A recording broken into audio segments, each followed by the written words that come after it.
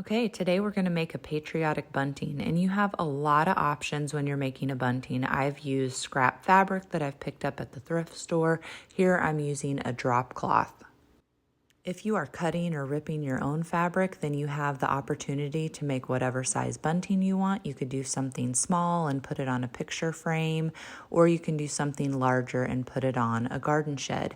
You can make your pattern either from paper like I'm doing here and then trace around it, or just hold it in place and cut around it, or you can also just eyeball it. So I determined how wide I wanted the top of the bunting to be, and then I marked the center, and then I connected the two lines. I just used an envelope because I did not have a ruler laying around, and because I first started by cutting or ripping strips or sections of the fabric, all of them are going to be the same size, and it seems to go quicker this way. So I'm just flipping them back and forth so that I can get as many from one section of fabric as possible.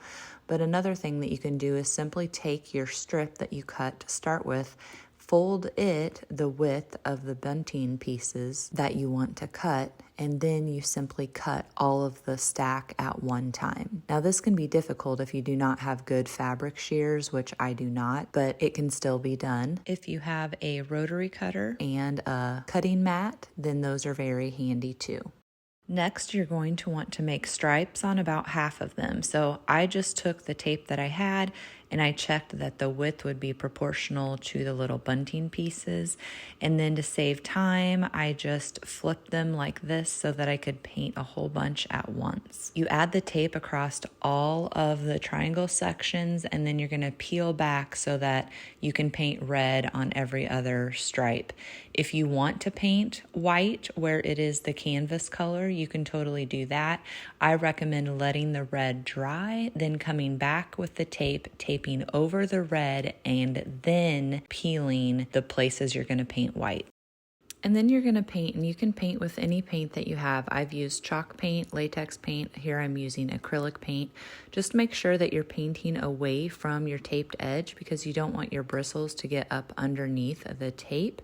Or if you were doing a stencil when we do the stars, kind of the same concept. And this will help give you a nice crisp line. When painting the triangles that you're going to have stars on, again, you have a lot of flexibility. You can paint the whole triangle blue and then come back and stencil with your stars. You can paint your stars first and then go around them with blue if you want. Probably the biggest thing to remember, no matter how you are going about painting, is just to make sure that everything is completely dry before you do a different color.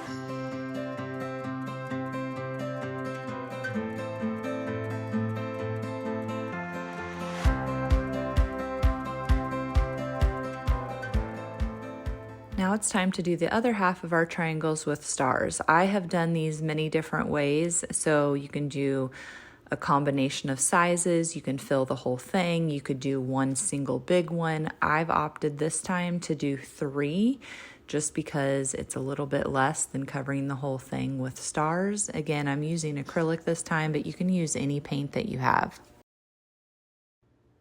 It is a good idea to wipe the back side of your stencil. You can just wipe it on fabric like I just did, or you can take a paper towel and wipe the back.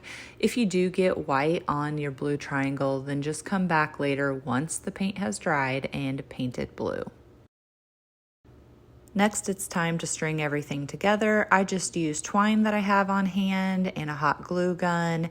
Put a bead down, put the twine on. I do like to make sure that they are evenly spaced. I can use my fingers or my hand, or you can use a ruler. Do leave some string on the end so that you can tie it to something. If you don't leave yourself enough string, you can just tie another piece of string to that end. And it is important at this point to kind of be strategic in how you lay yours out. So if you have frayed ones, or you have ones that have a finished seam, maybe alternating those.